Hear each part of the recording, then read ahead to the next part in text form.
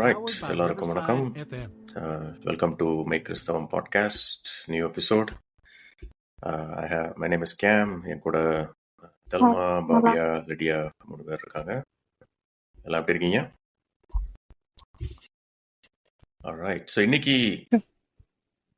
இன்னைக்கு நம்ம பேச போற டாபிக் ஒரு முக்கியமான டாபிக். ஸோ இதில் எல்லாரும் என்ன நினைக்கிறாங்கன்னு நம்ம முதல்ல கேட்போம் இதை பற்றி. அதுக்கப்புறம் நம்ம பைபிள் வசனங்களோட இந்த டாபிக் உன்னுடைய சரியான புரிதல் என்ன அப்படிங்கிறத பற்றி டிஸ்கஸ் பண்ணலாம்.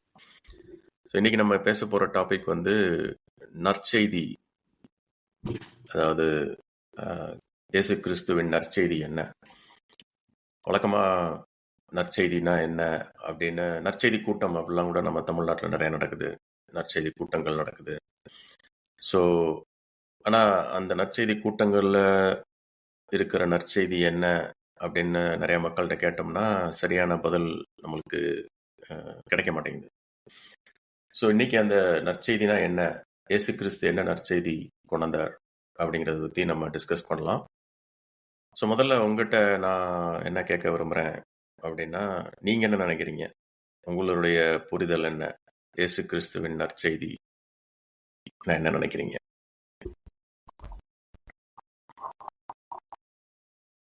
பாவியா, உங்க கருத்து என்ன? சொல்லுங்க. லிடியா, நீங்க சொல்லுங்க. நினைக்கிறேன்னா, இயேசு கிறிஸ்து வந்து நம்ம, அதாவது முதல் ஆதாம் வந்து செஞ்ச பாவத்தினால அவன் மறிக்க வேண்டியதா இருந்தது. ஸோ அந்த மரணத்துக்கு பதிலா இயேசு கிறிஸ்து வந்து மறிச்சுட்டாரு. நம்ம எல்லாரும் மறிக்கணும். ஸோ இயேசு கிறிஸ்து மறிச்சதுனால நமக்கு நித்திய வாழ்வு கிடைச்சிருக்கு. இதுதான் அந்த நற்செய்தி என்ற புரிதல் எனக்கு இருக்கு. அதாவது நீங்க ஆதியாகமத்துல இருந்து ஸ்டார்ட் பண்றீங்க, எல்லாத்தையும் லிங்க் பண்றீங்க. அதாவது ஆதாம் மூலமா, ஆதாம் தான் முதல் மனிதன், பூமியில உருவாக்கப்பட்ட முதல் மனிதன், பூமியில் வந்த முதல் மனிதன். அவன் ஒரு தப்பு பண்ணதுனால மரணம் வந்தது அப்படின்னு சொல்றீங்க. ஸோ அந்த மரணம் நம்ம எல்லாருக்கும் வருது, அதாவது மனிதனா பிறந்த எல்லாருக்கும் வருது. அந்த மரணத்திலிருந்து நம்மளை மீட்கிறதுக்கு இயேசு கிறிஸ்து ஆதாமுக்கு பதிலா தன் உயிரை கொடுத்து நம்ம எல்லாரையும் மரணத்திலிருந்து மீட்க போறாரு அப்படின்னு சொல்றீங்க. இதான் நற்செய்தி அப்படின்னு உங்களுடைய கருத்தா இருக்குது. ஸோ இதுல இன்னொரு கேள்வி எனக்கு என்ன வருது அப்படின்னா, அப்ப இது மட்டும்தான் நற்செய்தியா? இது கண்டிப்பா நல்ல செய்தி தான். அதாவது எல்லாரும் திரும்ப வர போறாங்க, ஆதாம்ல மறிச்ச எல்லாரும், அதாவது மனிதனா பிறந்த எல்லாரும் சாகுறாங்க, ஆனா எல்லாரும் அதோட முடிய போறது இல்லை, எல்லாருக்கும் திரும்ப ஒரு உயிர்த்தெழுதல் இருக்குது அப்படின்னு சொல்றது வந்து நிறைய மக்களுக்கு கம்ஃபர்டிங்கான செய்தியா இருக்கும். அதாவது ஆறுதல் கொடுக்கக்கூடிய செய்தியா இருக்கும். ஏன்னா நிறைய மக்கள் யாரை, எந்த குடும்பத்தை எடுத்துக்கிட்டாலும் சரி, அதுல யாரையாவது இழந்திருப்பாங்க, அப்பா அம்மா அல்லது சகோதர சகோதரிகள் அல்லது கணவன் மனைவி அல்லது ஃப்ரெண்ட்ஸ் எல்லாம் மரணத்துக்கு பலி கொடுத்துருக்கலாம். அப்ப அவங்கள மிஸ் பண்றோம், நம்ம அவங்கள திரும்ப பார்க்க மாட்டோமான்னு ஏங்குறோம். அதெல்லாம் சரியாயிரும், கொஞ்சம் வருஷத்துல சரியாயிரும்னு சில பேர் சொல்லுவாங்க. ஆனா நிச்சயமா அந்த வலி இருந்துகிட்டே தான் இருக்கும். யாராவது அன்பிற்குரியவர்களை இழந்தோம்னா அப்ப அவங்களெல்லாம் திரும்ப பார்க்க போறோம் அப்படின்ற செய்தி வந்து நல்ல செய்தி தான். ஆனா அது மட்டுமே தான் நல்ல செய்தியா, இல்ல வேற எதுவும் அதுல இருக்கா? என்ன நினைக்கிறீங்க? இன்னொரு நற்செய்தி என்னன்னா, ஜீசஸ் வந்து ஃபர்ஸ்ட் ப்ரீச் பண்ணும்போதே நீங்க சொன்ன ஒரு விஷயம் சொல்லுங்க. Kingdom of God is near அப்படின்னு தான் ப்ரீச் பண்ண ஸ்டார்ட் பண்ணுவாரு. ஸோ ஹெவனே வந்து எர்த்ல அவர் கொண்டு வர போறாரு, அவர் கூட நம்ம இருந்து ரூல் பண்ண போறோம். ஸோ அது ஒரு நற்செய்தி. அந்த டைம்ல நம்மளுக்கு எல்லாமே மாத்த காட் வந்து நம்மளுக்கு ஒரு சான்ஸ் கொடுக்க போறாரு.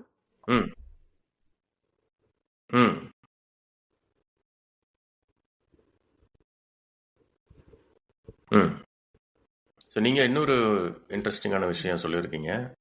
அதாவது கடவுளுடைய ராஜ்யம், கிங்டம் ஆஃப் காட், அது வழக்கமாக எல்லாரும் அது சொர்க்கத்தில் இருக்குன்னு நினச்சிட்டு சொல்லிட்டு இருப்பாங்க. ஆனால் நீங்கள் என்ன சொல்கிறீங்கன்னா அது பூமிக்கு வரப்போகுதுன்றீங்க. அப்ப அதுல நம்ம அரசாட்சி செய்யறதுக்கு சான்ஸ் இருக்குன்றீங்க. ஓகே. ஸோ நீங்க சொன்னதுக்கும் லிடியா சொன்னதுக்கும் என்ன லிங்க்? எதுவும் லிங்க் இருக்கா? அவங்க நற்செய்திய ஒரு பகுதியை சொல்றாங்க, நீங்க நற்செய்தியினுடைய இன்னொரு பகுதியை சொல்றீங்க. இது ரெண்டுக்கு என்ன லிங்க்?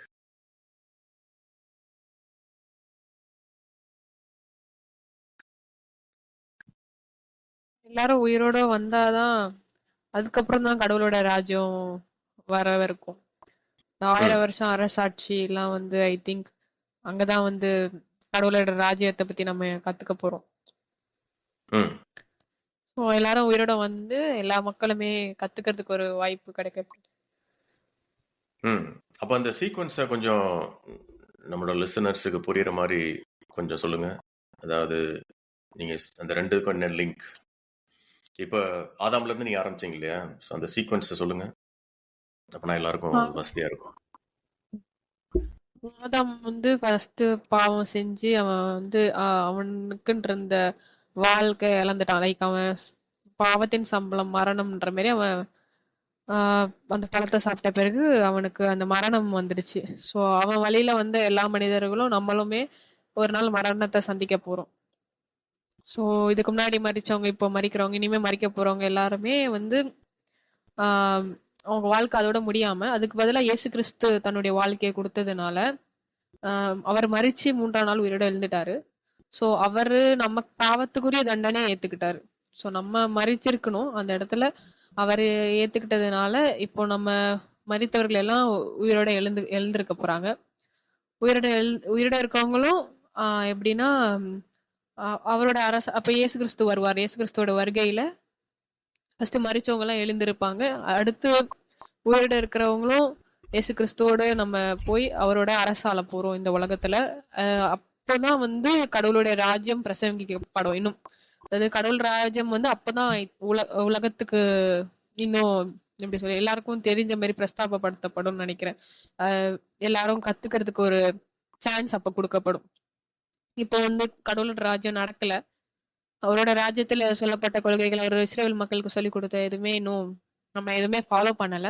அந்த 1000 வருஷம் அரசாட்சியில வந்து அதான் இந்த மாதிரி ஒழுங்கின்மையா இருக்கிற நம்ம உலகம் வந்து அந்த ஒழுங்கு கத்துக்குவோம் அந்த அப்படின்றதுதான். இப்ப இந்த ஒழுங்கின்மைன்னு சொல்றீங்களா, அது அது எதனால அந்த ஒழுங்கின்மை இருக்குன்னு நினைக்கிறீங்க? அப்ப இப்ப இருக்கிற அதே பிரச்சனை அந்த 1000 வருஷத்துலயும் இருக்காதா? அப்ப மட்டும் என்ன வித்தியாசமா இருக்க போகுது? அப்போ நமக்கு சொல்லி கொடுக்கப்படும் ஃபர்ஸ்ட் கடவுள் இயேசு கிறிஸ்து அப்போ நம்ம எல்லாருக்கும் ரூலரா இருப்பாரு. அவர் கீழே வந்து அவரோட ராஜ்யத்தை விட சொல்லி கொடுக்கறவங்களும் அவர் கீழே இருக்கும்போது அப்போ அவன் நமக்கு ப்ரீச் பண்ண எப்படி சொல்றது, அது ப்ரீச்சிங் நடக்கும்னு நினைக்கிறேன். அப்போ வந்து அவங்களுக்கு ஒரு சான்ஸ் கொடுக்கப்படும். ஸோ இதுதான் கடவுள் ராஜ்யம், இப்படி இதை ஃபாலோ பண்ணணும்னு ஒரு சான்ஸ் அவங்களுக்கு கொடுக்கப்படும் நினைக்கிறேன். ஆனா இப்ப ஒழுங்கின்மைன்னு சொல்றீங்கல்ல, அதுக்கு மூல காரணம் என்னவா இருக்கலாம் அப்படின்னு நம்ம போன சில முந்தின எபிசோட்ல நம்ம பேசணும். அப்ப இந்த ஒழுங்கின்மைக்கு ஆதாம் மட்டுமே காரணமா, இல்ல நம்ம எல்லாருமே காரணமா? என்ன நினைக்கிறீங்க? ஆதாம் தொடங்கினது ஆதாம் தான். ஆனா இப்போ எல்லாருமே தான் நம்ம காரணம். அவனுடைய அதே உடல், அதே எண்ணங்கள் எல்லாமே நம்ம ஃபாலோ பண்றோம். நம்ம கிட்ட அதே தான் இருக்கு. சோ எல்லாருமே தான் இப்போதைக்கு இருக்கிற அந்த ஒழுங்கின்மைக்கு காரணமா இருக்கும்.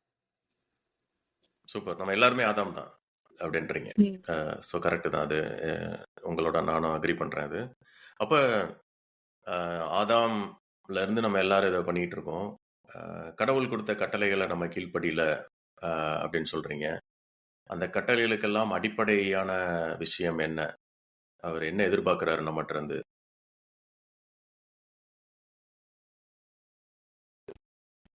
கடவுள் கிட்டத்தட்ட 600 கட்டளைகள் கொடுத்திருக்கிறாரு. சொல்லுங்க பாவியா. வந்து பேசிக்கா நம்ம கிட்ட சொல்ல வர்றது என்னன்னா, நம்ம ஒருத்தருக்கு ஒருத்தர் அன்பா இருக்கணும். நம்மள நேசிக்கிறது போல பிறரையும் நேசிக்கணும். அப்படி நேசிக்கும் போது மற்றவங்களுக்கு நம்ம எந்த தீங்கும் பண்ணாம இருப்போம். அதனால நடக்கக்கூடிய நிறைய விஷயங்கள் வந்து நிறைய தப்பான விஷயங்கள் வந்து கம்மியாகும். பட் இப்ப இருக்கிற கிங்டம், அதாவது இந்த earthly கிங்டம்ல நம்ம எவ்வளவு கஷ்டப்பட்டாலும் அது நம்மளால முடியாது. அந்த சிஸ்டமை இப்ப நம்மளால மாத்த முடியாது. ஆனா ஜீசஸ் உடைய கிங்டம் வரும்போது அவர் கூட நம்ம ரூல் பண்ணும்போது நம்மளுக்கு அந்த சான்ஸ் கிடைக்கும். ம் நம்ம ஸோ நம்ம சொல்லுங்க.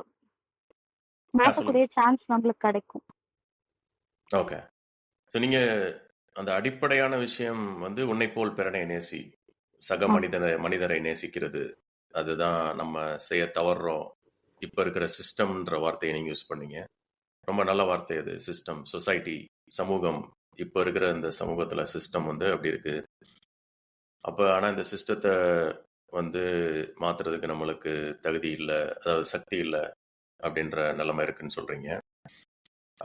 ஆனால் லிடியா சொன்னதை வச்சு பார்த்தோம்னா இந்த சிஸ்டத்துக்கு பொறுப்பாளி யார்?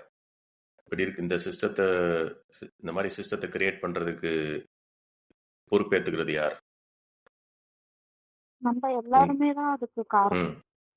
ஏதோ ஒரு விதத்துல நம்ம எல்லாருமே காரணமா தான் இருக்கும். அப்ப நம்ம இதுக்கு முன்னாடி டிஸ்கஸ் பண்ணப்ப சில எடுத்துக்காட்டுகள் பார்த்தோம். கடவுளுடைய கட்டளைகளோட 2-3 எடுத்துக்காட்டு பார்த்தோம். நம்ம ஏன் நம்மளுடைய சமூகம் இந்த சிஸ்டம் வந்து அதெல்லாம் கடைபிடிக்கல, அப்படி ஏன் நம்ம எல்லாம் குற்றவாளிங்கிறத நம்ம டிஸ்கஸ் பண்ணோம். அந்த கட்டளைகள் எதுவும் ஞாபகம் இருக்கா உங்களுக்கு?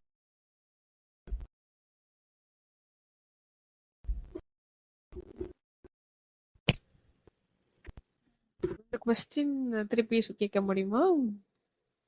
இல்ல, கடவுளுடைய கட்டளைகள் நம்ம கடைபிடிக்கிறது இல்ல அப்படின்ற இப்பதான் நம்ம டிஸ்கஸ் பண்ணோம் இல்லையா? அந்த கட்டளைகள்ல எடுத்துக்காட்டு ஏதாவது நம்ம முன்னாடியே டிஸ்கஸ் பண்ணது, என்ன கட்டளைகள் நம்ம சமூகம் கடைபிடிக்காம இருக்குது? சமூகம் வந்து ஃபர்ஸ்ட் இஸ்ரேல் மக்களுக்கு கொடுத்த சில கட்டளைகள்ல பாத்தீங்கன்னா யூபிலி வருஷம் எடுத்துக்கலாம். சபாத் அதாவது வீக்லி ஒன்ஸ் கண்டிப்பா எல்லாருக்குமே லீவ் விடணும்ன்றது அது அந்த கட்டளையை கடைபிடிக்கல.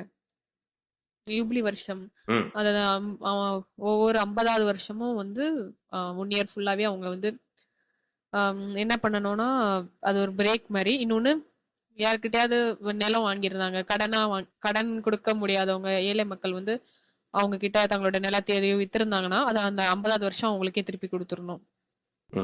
சோ ஆனா அதெல்லாம் எதுவுமே நம்ம இன்னும் கடைபிடிக்கல.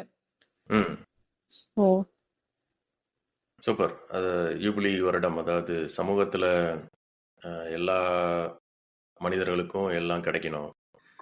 சும்மா கோட்டீஸ்வரர்களுக்கு கிட்ட சொத்து சேர்த்து அவங்க மட்டும் சொத்தை அபரிதமாக சேர்த்து வச்சுக்கிட்டு மற்ற மக்கள்லாம் மிடில் கிளாஸ், லோ கிளாஸ் உட்காந்துடக்கூடாது. அதே மாதிரி இது எல்லாருக்கும் ஓய்வு எடுக்கிறதுக்கு நேரம் கிடைக்கணும், எல்லாருக்கும் ஈக்குவலாக ஓய்வு கிடைக்கணும். அப்புறம் மன்னா கொள்கை பார்த்துருக்கோம். நம்ம கடவுள் வந்து நம்மளுடைய நெய்பர்ஸ், அதாவது நம்மளுடைய சக மனிதரோட பகிர்ந்து சாப்பிடணும், கோடிங் பண்ணக்கூடாது, பதுக்கி வைக்கக்கூடாது. ஆனால் இது எதையுமே நம்ம சமூகம் கடைபிடிக்கல. அதனால தான் நம்ம எல்லாரும் பாவி, குற்றவாளி. அதனால தான் நம்மளுக்கு மரணம் வருது.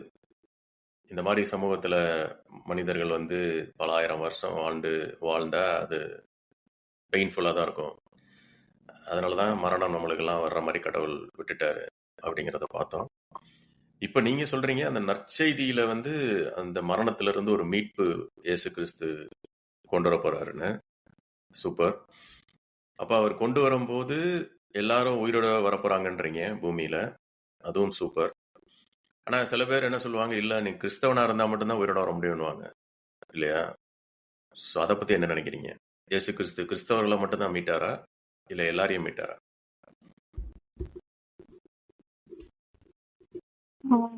ஜீசஸ் வந்து எல்லாரையும் மீட்கிறதுக்காக தான் உலகத்துக்கு வந்தார். அவர் இருக்கும்போதே ரோமன் அப்புறம் வந்து இன்னும் 2-3 ரேசஸ் எல்லாம் வந்து சண்டை போட்டுட்டு இருப்பாங்க. பட் ஜீசஸே சொல்லியிருப்பாரு எல்லாருமே ஒண்ணுதான். ஈவன் நம்மளுக்கு ஒரு எக்ஸாம்பிள் கூட இருக்கு. அந்த ஒரு பெண் கூட பாவம் செஞ்சுட்டான்னு சொல்லி எல்லாருமே கல்லை தூக்கி அடிக்கும்போது ஜீசஸ் கேட்பாரு, உங்கள யாராவது பாவம் செய்யாம இருந்தா நீங்க அடிங்க அப்படின்னு சொல்லிட்டு. ஸோ இங்க பார்த்தா ஜீசஸ் எல்லாருக்குமே தான் மீட்பு கொடுக்க வந்தாரு. பர்டிகுலரா ஜூஸ்க்கு மட்டும் அப்படின்னு வரல. ஜீசஸ் எல்லாருக்குமே தான் கொடுக்க வந்தாரு. இன்னைக்கு நம்மளுடைய நிறைய கிறிஸ்தவ சபைகள்ல கிறிஸ்தவர்களா இருந்தா மட்டும்தான் மீட்பு உண்டு அப்படின்னு அதை நற்செய்தியா அறிவிக்கிறாங்க. அது நற்செய்தியா உங்களுக்கு தோணுதா? இல்ல அதை பத்தி உங்களுடைய கருத்து என்ன?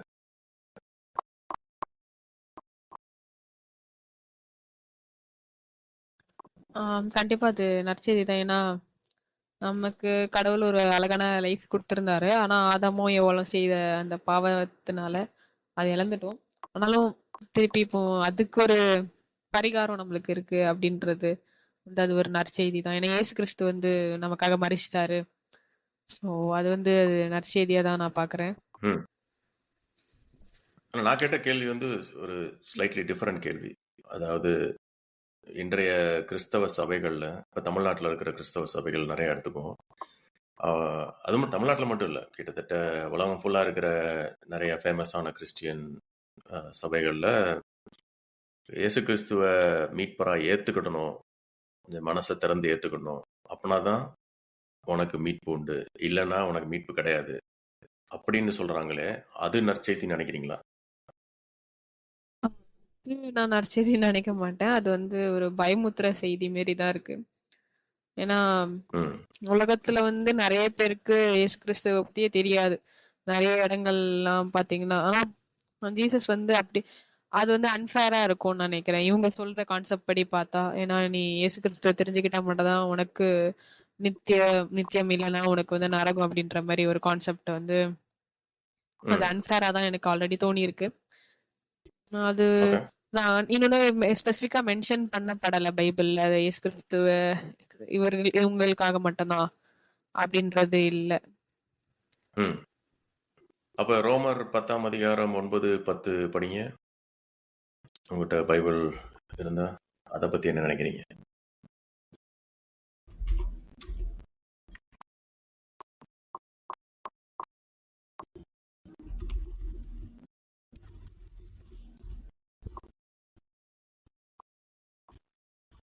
For it is with your heart that you believe and are justified, and it is with your mouth that you confess and are saved. அது 10ஆம் வசனம். 9ம் சேர்த்து படிங்க. 9, 10. அதுவும் தமிழ்ல இருந்தாலும் படிங்க. நீ இங்கிலீஷ்ல முதல்ல படிங்க பாவியா. That if you confess with your mouth Jesus is Lord and believe in your heart that God raised him from the dead, you will be saved. For it is with your heart that you believe and are justified, and it is with your mouth that when you confess and are saved. Okay. அதை தமிழ்ல படிங்க ரெடியா? என்னவென்றால் கர்த்தராகிய இயேசுவை நீ உன் வாயினாலே அறிக்கையிட்டு தேவன் அவரை மரித்தோரிலிருந்து எழுப்பினார் என்று உன் இருதயத்திலே விசுவாசித்தால் ரட்சிக்கப்படுவாய். ம். இங்க எப்படி போட்டிருக்க? ஸோ இதுக்கு என்ன பதில்? இங்க இயேசு கிறிஸ்துவ ரட்சகர்னு விசுவாசத்தாதான் ரட்சிக்கப்படுவாய் அப்படின்னு போட்டிருக்க. அப்ப இதுக்கு என்ன சொல்றீங்க? எனக்கு ஒரு கேள்வி வருது. இருதயத்துல ம். விசுவாசிக்கணும் அப்படின்னா ஓகே. இப்போ ஒரு விவரம் தெரிந்த வயசுல நம்ம விசுவாசிக்கலாம். லைக் இயேசு கிறிஸ்துன்னு ஒருத்தர் இருக்காரு அப்படின்றது. ஒரு தெரியாத ஒரு குழந்தையும் பாத்தீங்கன்னா அதுவும் ஆதாமோட வழியில தான் பிறந்திருக்கு. அதுக்குமே மரணம் தான் எழுதப்பட்டிருக்கு. இப்போ ம். அந்த குழந்தைக்கு அப்போ இந்த வசனம் எந்த விதத்துல அது பொருந்தும்? அது ம். அது ஒரு நல்ல கேள்வி. இன்னொரு கேள்வி, நம்ம எப்பயுமே பைபிள் வசனங்களையோ புஸ்தகங்களையோ படிக்கும் பொழுது கான்டெக்ஸ்ட் என்னன்னு பார்க்கணும். அதாவது யாருக்கு, அதாவது கான்டெக்ஸ்ட்னா அதுல பலவிதமான கான்டெக்ஸ்ட் இருக்கும். ஏன்னா இந்த 2 வசனத்தை மட்டும் அப்படியே தனியா எடுத்துக்கிட்டு இந்த பாத்தியா இயேசு கிறிஸ்துவ விசுவாசிச்சாதான் மீட்பு உண்டு, ரட்சிப்பு உண்டு அப்படின்னு நிறைய பேர் சொல்ல ட்ரை பண்ணுவாங்க. ஆனா அவங்க என்ன மிஸ் பண்றாங்க அப்படிங்கிறது கான்டெக்ஸ்ட். அதாவது கான்டெக்ஸ்ட்ல என்ன கான்டெக்ஸ்ட் இருக்குன்னா, முதல்ல லிட்ரரி கான்டெக்ஸ்ட், அதாவது இந்த வசனத்தினுடைய சூழல் எந்த பேசேஜில் இருக்குன்னு பார்க்கணும் ஃபர்ஸ்ட். அதுக்கப்புறம் என்ன புக்கில் இருக்குன்னு பார்க்கணும். இது எந்த எந்த புஸ்தகத்தில் இருக்கு இந்த வசனம்? ரோமர்.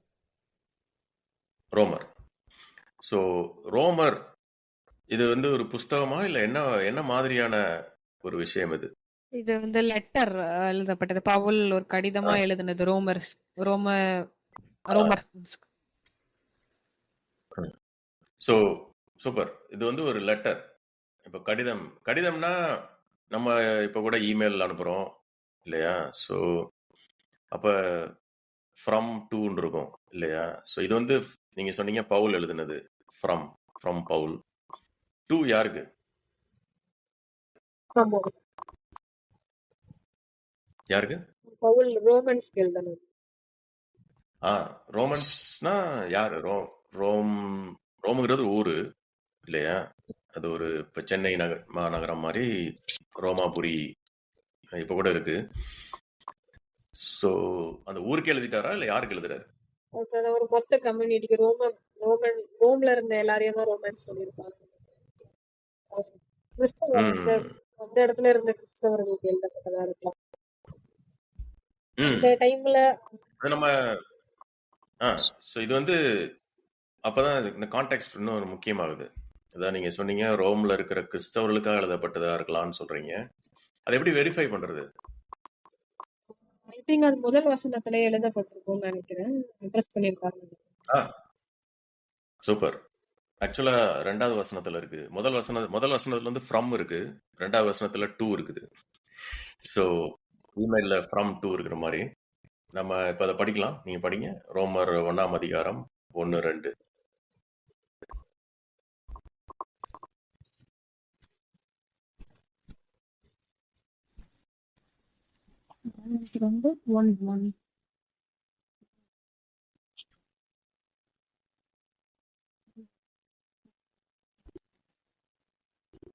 ரோமாபுரியில் உள்ள தேவப்பிரியரும் பரிசுத்தவான்களாகும்படி அழைக்கப்பட்டவர்களும் ஆகிய அனைவருக்கும் எழுதுகிறதாவது. நீங்க சொல்றது கரெக்ட் தான். ஸோ இதுல இருந்தே தெரியுது யாருக்கு எழுதியிருக்காங்க. ரோமாபுரியில இருக்கிற விசுவாசிகளுக்கு எழுதியிருக்காங்க இல்லையா?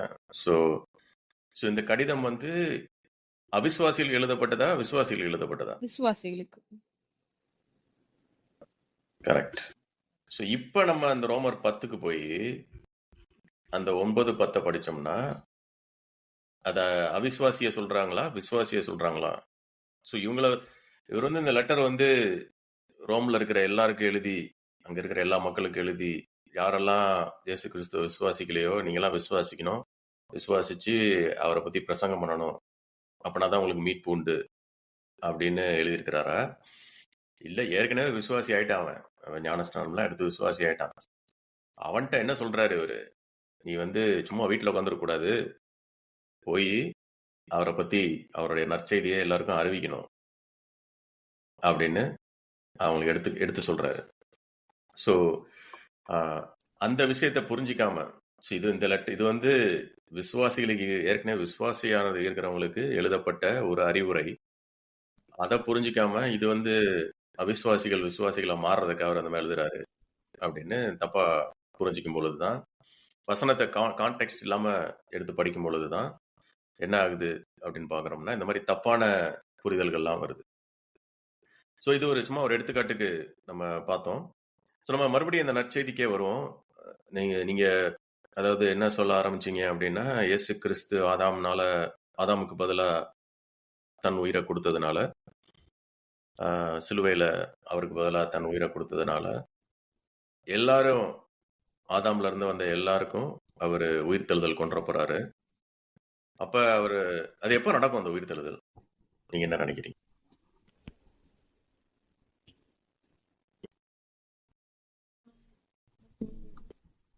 இயேசு கிறிஸ்துவோட வருகையில தான். ஓகே. ஸோ அவர் வரும் பொழுது அடுத்து என்ன சீக்வன்ஸ் நடக்கும்னு சொல்லுங்க. என்னெல்லாம் நடக்கும் அந்த உயிர்த்தெழுதலுக்கு அப்புறம்? அவருடைய வருகை வரும். அப்போ வந்து ஃபர்ஸ்ட் அவருக்குள்ள மரிச்சிருக்கிறவங்க எழுந்திருப்பாங்க. நெக்ஸ்ட் நம்ம உயிரோட இருக்கிற நாமும் வந்து அவரோட எடுத்துக்கொள்ளப்படுவோம். அப்புறம் தான் அந்த 1000 வருஷ அரசாட்சி ஸ்டார்ட் பண்ண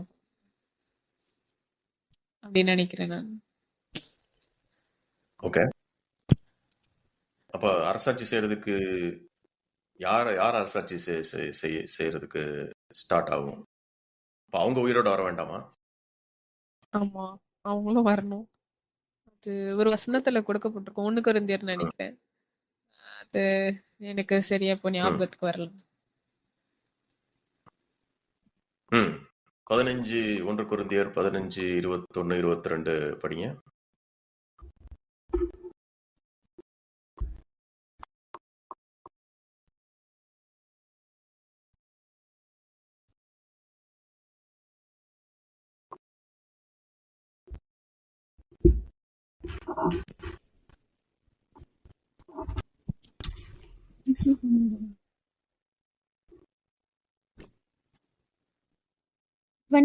தானே? 1 கொரிந்தியர் 15 அதுல 21 22. For since death came through a man, the resurrection of the dead comes also through a man. For as in Adam all die, so in Christ all will be made alive. மனுஷனால் மரணம் உண்டானபடியால் மனுஷனால் மரித்தோரின் உயிர்த்தெழுதலும் உண்டாயிற்று. ஆதாமுக்குள் எல்லாரும் மரிக்கிறது போல கிறிஸ்துவுக்குள் எல்லாரும் உயிர்ப்பிக்கப்படுவார்கள். அது இன்னும் கிளியரா படிக்கலாம் அப்படின்னா, ஆதாம்னால எல்லாரும் மரிக்கிறாங்க, கிறிஸ்துவினால எல்லாரும் உயிர் போறாங்க, உயிரோட கொண்டு போறாங்க. ஆனா எல்லாரும் உயிரோட வர போறாங்க அப்படின்னா, நீங்க சொல்லிட்டு இருந்தீங்க இதுக்கு முன்னாடி, அதாவது நம்ம அரசாளுவோம். நம்மன்னா யாரை மீன் பண்றீங்க நீங்க? நம்ம 4 பேருமா?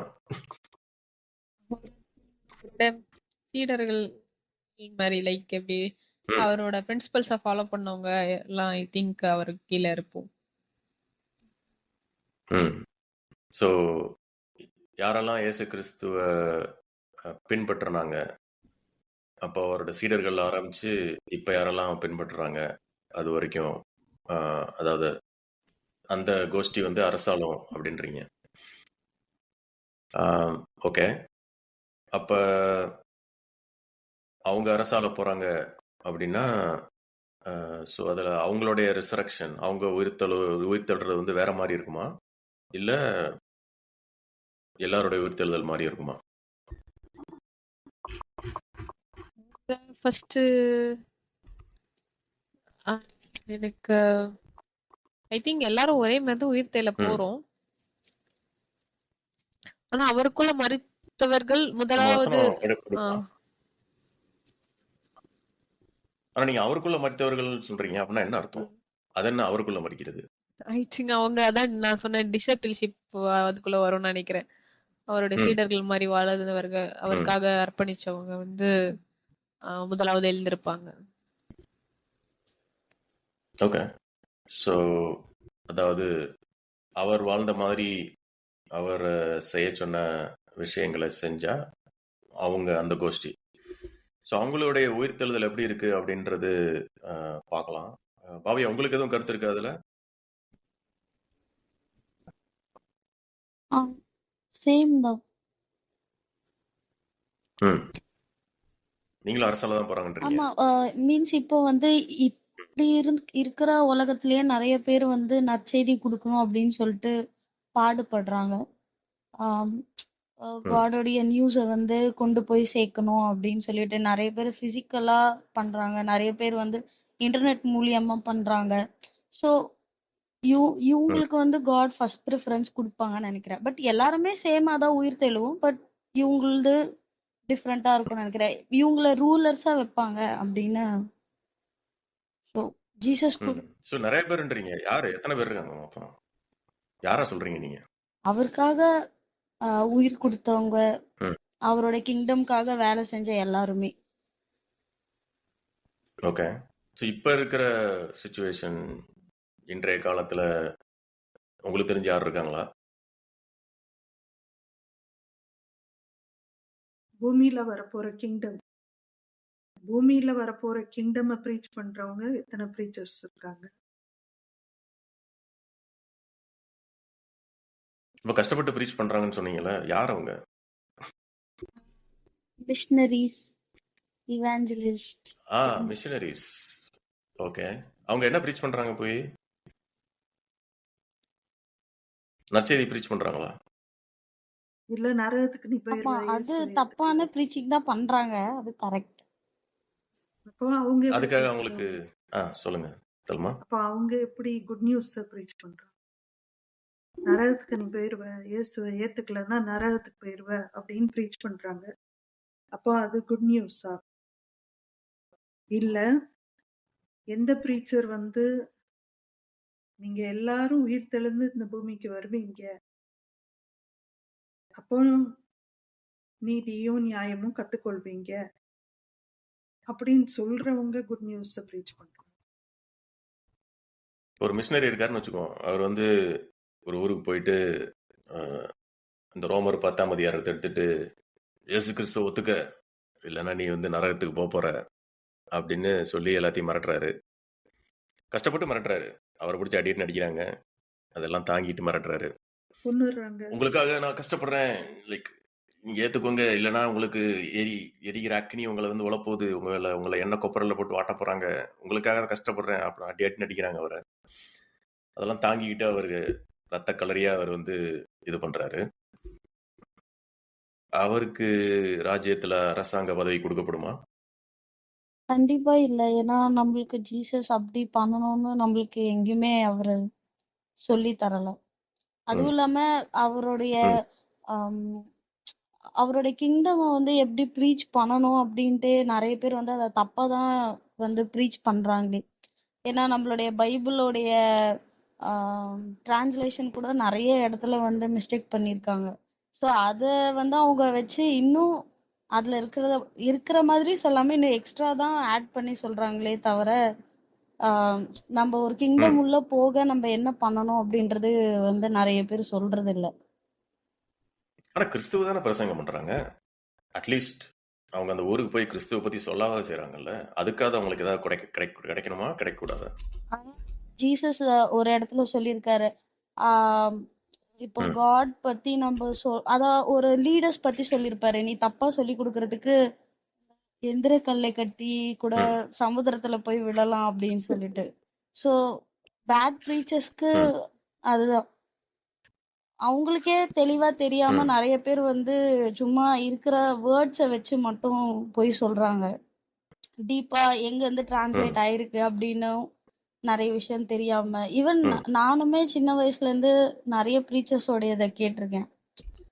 எனக்குமே வந்து ஜஸ்ட் அங்க ம், என்ன இருக்கோ ப்ராஸ்பெரிட்டின்னு வாங்க, பிளெஸ்ஸிங்ஸ்ன்னு வாங்க, இவ்வளவுதான் ம், ப்ரீச்சே அங்க ம், கிடைக்கும். தப்பு பண்ணா நரகத்துக்கு போயிடுவ. அந்த ஃபாதருடைய லவ் ம், அப்படின்றது அது எவ்வளவு பெருசுன்றத சொல்ல மாட்டாங்களே தவிர, நீ தப்பு பண்ணா நீ உனக்கு இது ஆயிடும், உனக்கு அது ஆயிடும், அந்த மாதிரி தான் பேசுவாங்களே தவிர காடோடைய லவ் என்னது? ஏன்னா ஐசாயால வந்து ஒரு ஃபாதர் பத்தி பேசும்போது அது அவ்வளவு அழகா சொல்லியிருப்பாங்க. நம்ம என்ன பண்ணாலும் இஸ் ம், ரெடி டு ஃபர்கிவ் அஸ் அப்படின்னு சொல்லிட்டு, is ready to forgive us hmm, and is ready to accept us in any situation. ஆனா நம்ம சர்ச்சஸ்ல ம், எல்லாம் என்ன சொல்றாங்கன்னா, நீ தப்பு பண்ணா நீ ஆகாதவ அப்படின்னு ஒதுக்கி வைக்கிறது, சர்ச்சை விட்டு அவங்க கம்யூனிட்டில இருந்து தள்ளி ம், வைக்கிறது. சோ இந்த மாதிரி எல்லாம் நிறைய ம். ப்ரீச்சர்ஸ் பண்றாங்க. ஓகே. ஸோ ஆனா இந்த மிஷினரிகள் இப்ப கஷ்டப்பட்டு பல ஊர்களுக்கு போய் அடி அடி வாங்கி, சரி தப்பான ஒரு விஷயத்தையே சொன்னாலும் அட்லீஸ்ட் கிறிஸ்துவனுடைய நாமத்தையாவது அறிவிக்கிறாங்களா இல்லையா? ஆனா எக்ஸாக்ட் நியூஸ கொண்டு போய் கொடுக்காம எவ்வளவு அடி வாங்கினாலும் அது பிரயோஜனம் இல்லைன்னு நினைக்கிறேன் நான். அட்லீஸ்ட் கிறிஸ்துவோட நாமமாவது போய் சேருதுல்ல, அந்த பெயராவது போகுதுல்ல, அதுக்கு ஒர்த்து கிடையாதா, வேல்யூ கிடையாதா? ஆனா அது ஒரு பயத்துல தானே அத சீடே பண்றாங்க. ம். அப்ப அப்ப என்ன மாதிரியான கிறிஸ்துவ அவங்க பிரசங்கிக்கிறாங்க? படிக்கலாம். மத்தேயு 24:24 படிங்க.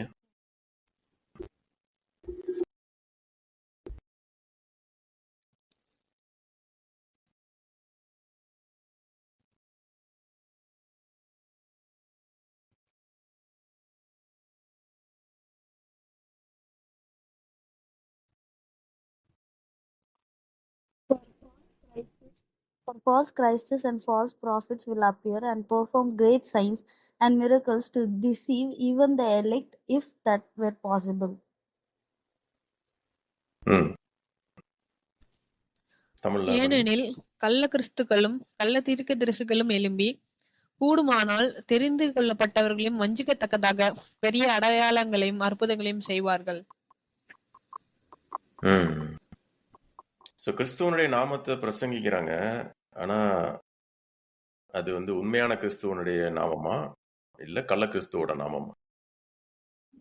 நினைக்கிறேன்னா இப்போ இருக்கிற ப்ரீச்சர்ஸ்லாம் வந்து சொசைட்டில தனக்குன்னு ஒரு பேர் வேணும், தனக்குன்னு ஒரு ஸ்டேட்டஸ் இருக்கணும் ம் அப்படின்றதுக்காக நிறைய பேர் வந்து ஆக்சுவலி ப்ரீச் பண்றாங்க. நான் இங்க நிறைய பேரை பார்க்கவும் ம் செஞ்சிருக்கேன். மீன்ஸ் இப்ப நம்ம ஒரு ஒரு பாஸ்டர் ரோட்ல போறாங்க அப்படின்னா அவங்கள 10 பேர் பார்த்து ஒரு வணக்கம் போடணும். ஒரு கடைக்கு போறாங்க அப்படின்னா அவருக்கு ஒரு எக்ஸ்ட்ரா டிஸ்கவுண்ட் வேணும். ஸோ கிரைஸ்டோடைய நேம் வச்சு பீப்புள் இப்படிதான் யூஸ் பண்றாங்களே தவிர அது வந்து காட் உண்மையாவே கிரைஸ்ட எதுக்கு அனுப்புனாரு, கிரைஸ்ட் என்ன நியூஸ கொண்டு வந்தாரு, அதை நம்ம மக்களுக்கு எப்படி போய் அதை சொல்லணும் அப்படின்றது வந்து இங்க மெயின் கான்செப்ட் யாருமே பண்றது கிடையாது. முக்கியமா லீடர்ஸ் அப்படின்னு ஒரு ம் பேர் வச்சுட்டு நீங்க சொல்ற ம் ஆனா அதை நம்ம மேபி கொஞ்சம் தள்ளி வைக்கலாம். அது மேபி இன்னொரு டாபிக் கூட டிஸ்கஸ் பண்ணலாம். நம்ம இன்னைக்கு ஃபோக்கஸ் பண்ற டாபிக் வந்து நற்செய்தி இல்லையா? ஸோ என்ன செய்தியை பிரசங்கிக்கிறாங்க அதை வச்சு, அதாவது யார் வேணா நான் கிறிஸ்துவ பிரசங்கிக்கிறேன்னு சொல்லலாம் இல்லையா? ஆனா இப்போ ஃபால்ஸ் கிரைஸ்ட்னா தமிழ்ல கள்ள கிறிஸ்துன்னு போட்டிருக்கு இல்லையா? அதை இன்னும் வேற விதமா மொழிபெயர்க்கணும்னா பொய் கிறிஸ்து, கள்ள கிறிஸ்து. ஃபால்ஸ்னா பொய் இல்லையா? True false, true Christ, false Christ. True Christ யாரு, ஃபால்ஸ் கிரைஸ்ட் யாரு? அதாவது மெய் கிறிஸ்து யாரு, பொய் கிறிஸ்து யாரு? மெய்யான நற்செய்தி என்ன, பொய்யான நற்செய்தி என்ன? அப்ப மெய் கிறிஸ்து யாரு? நீங்க ஏற்கனவே லிடியா, பாவியா, நீங்க 2 பேரும் ரொம்ப டீட்டெயிலா சொன்னீங்க. மெய் கிறிஸ்து என்ன பண்ணுவாரு? எல்லாரையும் உயிரோட கொன்ற போறாரு இல்லையா? கிறிஸ்தவர்களை மட்டும் இல்ல, எல்லாரும் உயிரோட கொன்ற போறாரு. அதை பத்தி லிடியா பேசினாங்க. பாவியா, நீங்க என்ன சொன்னீங்க? உயிரோட கொண்டு வந்ததுக்கு அப்புறம் ஒரு ராஜ்யத்துல ஒரு அரசாட்சி நடக்க போகுது அப்படின்னு சொன்னீங்க. ஸோ எல்லாருக்கும் அந்த அரசாட்சியில அவங்க தேவனுடைய ராஜ்யம் பூமிக்கு வரும் பொழுது அந்த அரசாட்சியில பங்கேற்கிறதுக்கு ஒரு சான்ஸ் கிடைக்க போகுது. ஸோ இதுதான் வந்து மெய் கிறிஸ்து சொல்ற நற்செய்தி, மெய் கிறிஸ்துவ பிரசங்கம் பண்ற விஷயம். பொய் கிறிஸ்து, கள்ள கிறிஸ்து பிரசங்கம் பண்றது என்னது? கிரைஸ்ட நம்பினீங்கன்னா ஹெவனுக்கு போவீங்க அப்படின்றது, தப்பு பண்ணா நரகத்துக்கு போவீங்க அப்படின்னு சொல்லுவாங்க. அப்புறம் சண்டே சண்டே வந்து கரெக்டா சர்ச்சுக்கு வந்துடணும், சர்ச்சுக்கு வரலன்னா வந்து நீ வந்து கடவுளுக்கு ஆகாதவ அப்படின்றது. அப்புறம் என்ன 10 கட்டளைகள் ஃபாலோ பண்ணணும். தசம பாகம் கொடுக்கணும். அது குடுக்கலன்னா வந்து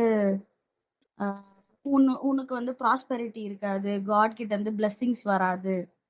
சோ நீ வந்து ஆஃபரிங்கும் தசம பாகமும் கரெக்டா பண்ணணும். அப்புறம் நிறைய பேருக்கு வந்து ஹெல்ப் பண்ணணும் அப்படின்னு சொல்றது.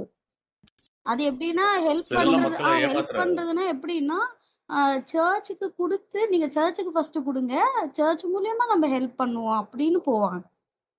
நம்ம சொந்த விருப்பப்படி நம்ம யாருக்கு ஹெல்ப் பண்ணணும் அப்படின்னு நம்மளுடைய வழியில கொண்டு போக மாட்டாங்க. சர்ச் மூலியமா இல்ல, அதை பத்தி நம்ம அந்த டாபிக் பத்தி பின்னாடி பேசுவோம். ஏன்னா சில பேர் சேர்ந்து ஒரு குரூப்பா பணத்தை சேர்த்து ஹெல்ப் பண்றது வந்து சில சமயம் அது யூஸ்ஃபுல்லா இருக்கும். ஏன்னா தனியா ஒவ்வொருத்தட்டையும் 10 ரூபா இருக்கும், ஒரு 10 பேர் சேர்ந்து 100 ரூபாயா ஹெல்ப் பண்ணா அது பெட்டரா இருக்கலாம் இல்லையா? ஸோ நம்ம சர்ச்சுகள், ஒரு விஷயம் நான் சொல்ல விருப்பப்படுறேன், நிறைய கிறிஸ்தவ சபைகள் நிறைய நல்லது பண்றாங்க, நிறைய மக்களுக்கு உதவுறாங்க. ஸோ இன்றைய இப்ப நம்ம எந்த நாட்டில் எடுத்தாலும் சரி, இந்தியாலையும் சரி, அமெரிக்காலையும் சரி, இல்லை எந்த ஒரு நாட்டுக்கு போனோம்னாலும் கிறிஸ்தவ சபைகள் வந்து நல்ல அருமையான விஷயங்கள் பண்றாங்க. ஏழை மக்களுக்கு ஹெல்ப் பண்றாங்க. அவங்களுக்கு என்ன சொல்றது, ஷெல்டர் கிரியேட் பண்றது, குடியிருக்க வீடு கிரியேட் பண்ணுறது, அதே மாதிரி சாப்பாடு இல்லாதவங்களுக்கு சாப்பாடு கொடுக்கறது, இந்த மாதிரி ஏகப்பட்ட நல்ல விஷயங்கள் பண்ணுறாங்க. ஸோ அதெல்லாம் வந்து நான் வந்து குற்றம் சொல்லவே மாட்டேன். அதெல்லாம் ரொம்ப அருமையான விஷயம். அது கிறிஸ்தவ சபைகள் மட்டும் இல்லை. இப்போ நம்ம இந்து கோவில்கள்னாலும் சரி, அல்லது முஸ்லிம் மசூதிகள்னாலும் சரி, எந்த ஒரு ரிலிஜனும் எடுத்துக்கிட்டோம்னா அந்த ரிலிஜன்ல இருக்கிற என்ன சொல்றது வழிபாட்டு தலங்கள், அது மட்டும் இல்லாமல் அந்த ரிலிஜன்ல இருக்கிற இன்ஸ்டிடியூஷன்ஸ் எல்லாரும் மக்களுக்கு ஹெல்ப் பண்றாங்க இல்லையா? இந்து கோயில்கள் அன்னதானம் நடக்குது, அங்கேயும் நிறைய அறம் செய்ய விரும்பு அப்படின்னு இதெல்லாம் இருக்குது இல்லையா? ஸோ அதை அவங்களும் பண்றாங்க. ஸோ அதெல்லாம் வந்து நான் வந்து என்னைக்குமே தப்பு அப்படின்னு சொல்ல மாட்டேன். அதெல்லாம் நல்ல விஷயம். ஆனா நம்ம இன்னைக்கு பேசிட்டு இருக்க விஷயம் வந்து வேற விஷயம். அதாவது என்ன நற்செய்தியை இயேசு கிறிஸ்து பிரசங்கித்தாரு, உண்மையான இயேசு கிறிஸ்து, மெய் கிறிஸ்து பிரசங்கிச்சாரு. அப்ப அந்த நற்செய்திக்கும் இப்ப துரதிருஷ்டவசமா நிறைய பேர் கிறிஸ்துங்கிற பேர்ல பிரசங்கிக்கிற செய்திக்கும் என்ன வித்தியாசம் அப்படிங்கறத தான் நான் டிஸ்கஸ் பண்ணிட்டு இருக்கோம். அப்ப கள்ள கிறிஸ்து பிரசங்கிக்கிறவங்க என்ன பண்றாங்க, பயமுறுத்துறாங்க மக்களை. பயமுறுத்தி அதுல நிறைய பேர் அவங்க உண்மையாவே தாங்களே அதை நம்புறாங்க. இப்போ மிஷினரி எல்லாம் போய் பல ஊர்களில் கஷ்டப்படுறாங்கன்னா அவங்க எல்லாம் போய் மக்களை ஏமாத்துறதுக்காகலாம் போல, அவங்களே அந்த நம்புறாங்க அந்த பொய். அதாவது பல வருடங்கள் மட்டும் இல்லை, பல செஞ்சுரிஸ், பல நூற்றாண்டுகளா வந்து இந்த தவறான புரிதல், அதாவது கான்டெக்ஸ்ட் இல்லாம பைபிளை படிக்கிறது, 2000 வருஷத்துக்கு முன்னாடி எழுதப்பட்ட புஸ்தகங்களை அந்த கான்டெக்ஸ்ட் இல்லாம படிக்கிறதுனால வர்ற மிஸ் அண்டர்ஸ்டாண்டிங், தவறான புரிதல்னால நிறைய மிஷினர்கள் தாங்களே அதை நம்புறாங்க. ஐயோ இந்த மக்கள்லாம் நரகத்துக்கு போக போறாங்க, இவங்களை நான் காப்பாற்றணும் அப்படின்னு நினைச்சே போய் அவங்களாம் வந்து ஏதாவது அவங்கள ஏமாத்துற காலம் போல அப்படிங்கிறதா என்னுடைய கருத்து. அதுல சில பேர் அந்த மாதிரி இருக்கலாம், ஆனா முக்காவாசி மிஷினரிகள் வந்து நல்ல நோக்கத்தோட தான் போறாங்க. ஆனா என்னன்னா, அதாவது பைபிள்ல கூட ஒரு வசனம் இருக்கு, அதாவது என் மக்கள் அறியாமையினால் சங்காரமாகிறார்களே அப்படின்னு வசனம் இருக்கு இல்லையா? அதாவது நாலேஜ் இல்லாம அவங்க வந்து இந்த மாதிரி அநியாயமா இதாகிறாங்க. ஸோ அப்ப தேடுங்கள் கண்டடைவீர்கள் அப்படின்ற வசனம் இருக்கு. ஸோ அவங்க வந்து உண்மையான கிறிஸ்துவ பத்தி அவங்க தேடலை இல்லையா? அவங்க கேள்விப்பட்ட அந்த கள்ள கிறிஸ்துவ வச்சுக்கிட்டே அவங்க ஏமாந்துடுறாங்க. அதனால அவங்க அறியாமைனால போய் அந்த மாதிரி கஷ்டப்படுறாங்க. அதுக்காக அவங்களுக்கு தேவனுடைய ராஜ்யத்தில் அரசாங்க பதவி கொடுக்கப்பட போதா? என்ன நினைக்கிறீங்க?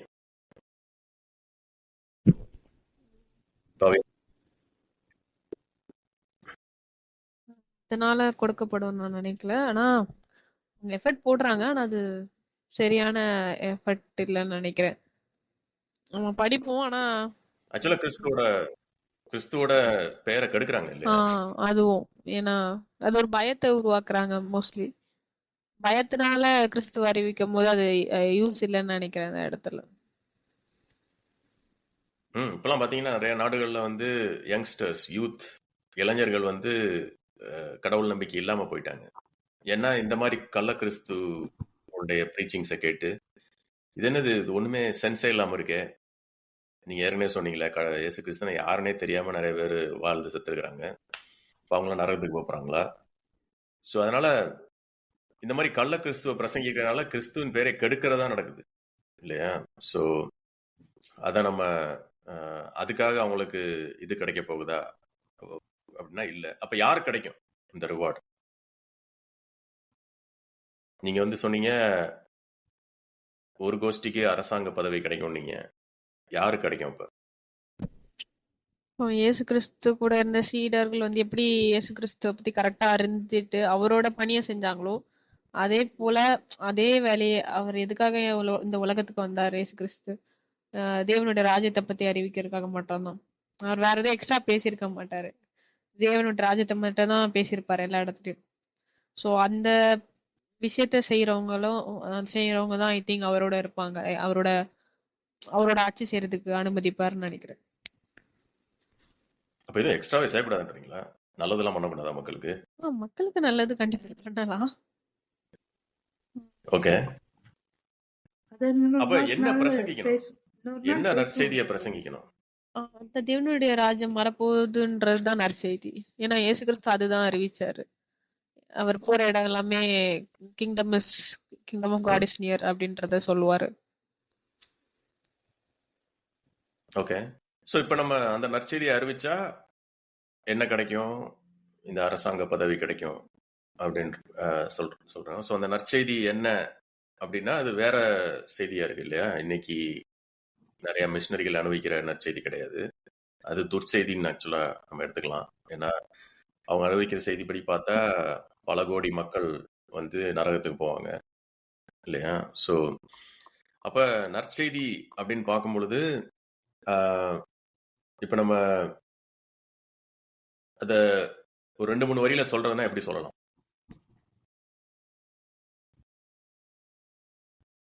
இப்போ நீங்க போய் ஒருத்தர்கிட்ட சொல்றீங்க, நான் உன்ட்ட நற்செய்தி சொல்ல விரும்புறேன், நல்ல செய்தி சொல்ல விரும்புறேன்.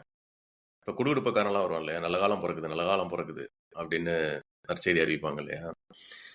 ஸோ நீங்க எப்படி அறிவிக்கலாம்? பாவியா நீங்க சொல்லுங்க.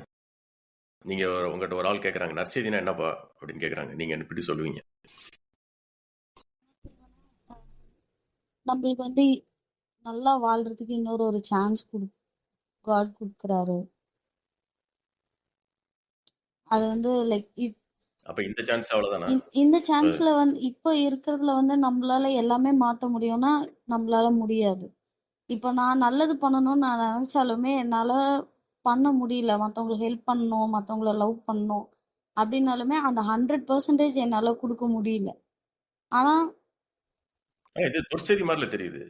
நீ இது வரைக்கும் சொல்லிட்டு இருக்கிற எல்லா விஷயமுமே. ஆமா, என்னால முடியல, அதேதான் இப்போ ஒண்ணும் மாத்த முடியல. என்னால அப்படிதான் இருக்க முடியுது. ஆனா காடோட கிங்டம்ல இதெல்லாமே மாறப்படும்.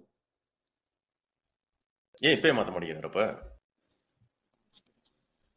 நீங்க சொல்றது நற்செய்தி மாதிரி தெரியல, ஒரே துர்ச்செய்தி மாதிரில இருக்கு. ஒன்னும் செய்ய முடியாதுங்கிறீங்க, கடவுள் சும்மா உட்காந்துருக்கிறாருன்றீங்க, ஏதோ காடோட கிங்டம் வரும்ன்றீங்க, அப்பனாதான் எல்லாம் மாறுங்கிறீங்க. இது ரொம்ப டிப்ரெசிங்கா இருக்கு. இதான் நற்செய்தி, இதே இயேசு கிறிஸ்து அறிவிச்சாரு. இப்போ உன்னால ஒண்ணும் பண்ண முடியாதுப்பா, பின்னாடி பாத்துக்கலாம். இதை அறிவிச்சாரா இல்ல வேற ஏதாவது அறிவிச்சாரா?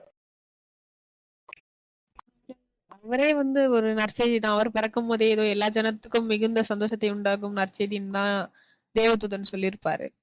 சோ நம்ம எல்லாரும் மறைச்சிருக்கணும், அவ்வளவுதான். மரணம் அதோட முடிஞ்சிருக்கணும். ஆனா முடியாம அதுக்கு பதிலா நமக்கு ஒரு லைஃப் இருக்கு. அதையும் மீறி ஒரு லைஃப் இருக்கு, ஆஃப்டர் டெத்தும் ஒரு லைஃப் இருக்குன்றதே ஒரு நற்செய்தி. அதோட தேவனுடைய ராஜ்யம் வரும். அதான் நற்செய்திங்கிறீங்க. அதுவும் நற்செய்தி எல்லாம் அடுத்து உயிர் தெழுந்ததுக்கு அப்புறம் தான். இப்ப எதுவும் நற்செய்தியே கிடையாது. இப்போ பின்னால் வரும் நற்செய்தி அப்படிங்கிறீங்க. ஆமா, இப்போ நற்செய்தி என்னன்னா அது ஒரு ஹோப். லைக் இதுக்கப்புறம் ஒரு நடக்க போகுது, ஒரு ஹோப் இருக்கு இல்லையா நமக்கு. இப்ப என்னதான் கஷ்டப்பட்டாலும் இந்த கரண்ட் லைஃப்ல நம்மளே கரப்டடா தான் இருக்கோம். இந்த உலகத்துல ஒழுங்கின்மையா இருக்குன்னா நானே ஒழுங்கின்மையா தான் வச்சு இருக்கேன். ஆனா நானும் எனக்கும் ஒரு ஹோப் இருக்கு. ஆஃப்டர் டெத் எல்லாருக்கும் ஒரு ஹோப் இருக்கு. ஒரு ஃபியூச்சர்ல ஒரு ரெஸ்டோரேஷன் நடக்க போகுது எல்லாத்துக்கும் அப்படின்ற ஒரு ஹோப் தான் வந்து. சோ இப்ப நல்ல ஒரு வார்த்தையை யூஸ் பண்ணீங்க, ஹோப். அதாவது என்ன சொல்றது, அந்த ஹோப் தமிழ்ல என்ன கரெக்டான வார்த்தை? என்ன, நம்பிக்கைன்னு சொன்னா அது வேற மாதிரியா இருக்குது. ஒரு எனிவே ஹோப்னே வச்சுக்குவோம் இங்கிலீஷ் வார்த்தையை. ஆனா அந்த ஹோப் எல்லாம் அடுத்த செத்ததுக்கு அப்புறம் தானா ஹோப்? இப்ப எதுவும் இல்லையா? இப்ப ஹோப்லெஸ்ஸா?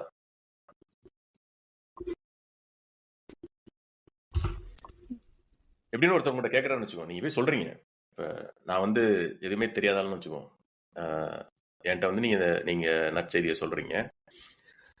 அப்ப நான் இப்ப ஒரு புது ஆள்னா எனக்கு நீங்க இது வரைக்கும் சொன்னது எல்லாமே டிப்ரெசிங்கா இருக்கு. என்னப்பா இப்போ ஒன்றும் செய்ய முடியாதுங்கிறீங்க, இப்ப என்ன செஞ்சாலும் ஒன்றும் உருப்படாதுங்கிறீங்க, எல்லாரும் சாக போறோங்கிறீங்க, அதான் கரெக்டுங்கிறீங்க. செத்ததுக்கு அப்புறம் ஏதோ நான் உங்க கடவுள் வந்து ஏதோ பண்ண போறாருங்கிறீங்க. இது ரொம்ப ஹோப்லெஸ்ஸால இருக்கு.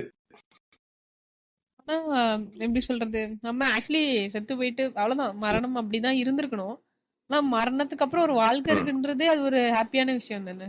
ஏன்னா பாவத்தின் சம்பளம் மரணம். நீ பாவம் செஞ்சுட்டு ஆதாம் பாவம் செஞ்சுட்டு அதுக்கு நீ சாவறன்னு சொல்லிட்டாங்க.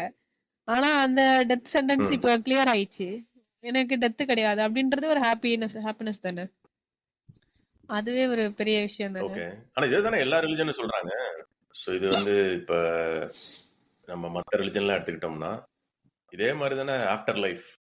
அதாவது நல்லது செஞ்சேன்னா உனக்கு வந்து நீ சொர்க்கம் போவ, கெட்டது செஞ்சனா தண்டனை கிடைக்கும். ஸோ எல்லாமே ஆஃப்டர் லைஃப்ல நடக்க போற விஷயத்தை வச்சுதான் வந்து ரிவார்டு இல்லைன்னா பனிஷ்மெண்ட் அந்த மாதிரி இருக்கு இல்லையா? எல்லா ரிலிஜன்ல அப்படிதான் இருக்கு. உங்க ரிலிஜன்ல என்ன வித்தியாசம்? நீங்களும் அது புதுசா ஒன்றும் சொல்ற மாதிரி தெரியல. டிஃபரன்ஸ் என்ன புதுசா அப்படின்னா சொல்றீங்க? இதுல வந்து எந்த ஒரு டிஃபரன்ஸும் இல்லை. எல்லாருக்குமே சான்ஸ் இருக்கு. அதுதான் நற்செய்தியாச்சு. சூப்பர். ஸோ எல்லாருக்கும் ஒரு சான்ஸ் கொடுக்க போறாரு கடவுள் அப்படின்னு நீங்க வந்திருக்கீங்க. இது ஒரு புது விஷயமா இருக்கு. இது எல்லா மதங்களும் சொல்றது இல்ல. ஸோ இது வந்து பைபிள்ல இருக்கு. நம்ம ஏற்கனவே இன்னைக்கு பார்த்த வசனங்கள்லாம் இந்த 1 கொரிந்தியர் 15 பார்த்த வசனமும் சரி. ஸோ அதை சொல்லுது. ஸோ இது ஒரு முக்கியமான பகுதியா இருக்கு நற்செய்தியில. எல்லாருக்கும் மீட்பு இருக்குது, அப்படி ஒரு சான்ஸ் இருக்குது. ஓகே. ஆனா உங்க கடவுள் ஏன் எவ்வளவு நாள் வெயிட் பண்ணிருக்கிறாரு? டெய்லி பெரும்பாடா இருக்குது இல்லையா? ஸோ இதை உடனே கொண்டு வர வேண்டியதானே? இயேசு கிறிஸ்து 2000 வருஷம் முன்னாடி வந்து உயிரை கொடுத்துட்டாரு. இப்போ லிடியா சொன்னாங்க ஆதாமுக்கு பதிலாக ஒரு உயிரை கொடுத்ததுனால எல்லாரும் உயிரோட வர போறோம்னு. டப்புன்னு ஸ்டாப் பண்ணிட்டு எல்லாத்தையும் உயிரோட கொண்டு வந்து ராஜ்யத்தை ஸ்டார்ட் பண்ண வேண்டியதானே? இப்போ என்ன பண்ணிக்கிட்டு இருக்காரு உங்க கடவுள் 2000 வருஷமா?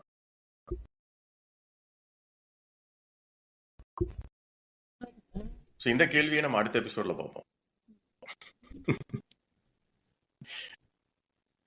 ஓகேங்களா? நீங்க இந்த கேள்விக்கு பதில நீங்களும் சிந்திச்சுட்டு வாங்க. இது ஈஸியான கேள்வி கிடையாது, கஷ்டமான கேள்விதான். இன்னைக்கு நான் கேட்ட கேள்விக்கெல்லாம் நீங்க 2 பேரும் ரொம்ப சூப்பரா பதில் சொன்னீங்க. இந்த கான்வர்சேஷன்ல பங்கு பெற்றதுக்கு ரொம்ப நன்றி. நம்ம இந்த அடுத்த கேள்வியை நம்ம அடுத்த செஷன்ல பார்ப்போம். ஓகேங்களா? Okay sure. இன்னைக்கு நம்ம மெயினா பார்த்தது வந்து கள்ளக்கிறிஸ்துனா யாரு, மெய் கிறிஸ்துனா யாரு, கள்ள நற்செய்தி அதாவது பொய் நற்செய்தினா என்ன, மெய் நற்செய்தினா என்ன, அதை பத்தி பார்த்துருக்குறோம். அப்புறம் நீங்க 2 பேரும் அந்த ரிவார்டை பத்தி ரொம்ப சூப்பரா சொன்னீங்க. என்ன ரிவார்டு கிடைக்கும், என்ன பரிசு கிடைக்கும் இயேசு கிறிஸ்துவை பின்பற்றினா அப்படிங்கிறத சொன்னீங்க. நம்ம அடுத்த செஷன்ல ஏன் இதெல்லாம் உடனே நடக்க மாட்டேங்குது, ஏன் இவ்வளவு நாள் கடவுள் வெயிட் பண்றாரு, அப்புறம் அந்த ராஜ்யத்தை பத்தி இன்னும் கொஞ்சம் டீட்டெயிலா பேசுவோம். ஏன்னா நம்ம இன்னும் அந்த 1000 வருட அரசாட்சியை பத்தி இன்னும் டீட்டெயிலா பேசல. என்னெல்லாம் நடக்க போகுது அதை பத்தியும் நீங்க பார்த்துட்டு வாங்க. நீங்க 2 பேரும் அதை பத்தி நம்ம டிஸ்கஸ் பண்ணலாம். இன்னொரு ஒரு பாயிண்ட் இருக்கு. நம்ம மரணத்துக்கு அப்புறம் தான் ஹோப் இருக்குன்னு சொல்றோம், நம்பிக்கை எதிர்பார்ப்பு இருக்குன்னு. பட் இந்த யுகத்துல நம்மளுக்கு விசுவாசிகளுக்கு ஒரு நம்ம ஹோப் பண்ணலாம். அதை பத்தியும் நம்ம டிஸ்கஸ் பண்ணலாம். அதாவது இந்த வாழ்க்கையில என்ன கிடைக்கும் இயேசு கிறிஸ்துவ பின்பற்றணும், அதையும் நம்ம டிஸ்கஸ் பண்ணணும். ஏன்னா இயேசு கிறிஸ்துவனுடைய வாழ்க்கை எப்படி இருந்ததுன்னு நம்ம பார்க்கணும். அதை பார்த்துட்டு வாங்க. நீங்க அதை படிக்க முடிஞ்சா படிங்க. அவர் என்ன பண்ணாரு, அவருடைய சீசர்கள் என்ன பண்ணாங்க, அப்ப அதுல என்ன கிடைச்சது அப்படின்னு அதையும் யோசிக்கலாம். ஓகே. ஸோ இன்றைக்கு உடைய எபிசோடு இதோட முடிச்சுக்கலாம். நம்ம நேயர்கள் இந்த எபிசோடுகள் உங்களுக்கு பிடிச்சிருந்ததா லைக், சப்ஸ்கிரைப், காமெண்ட் பண்ணுங்க. நம்ம அடுத்த எபிசோட்ல மீண்டும் சந்திக்கும் வரை நன்றி.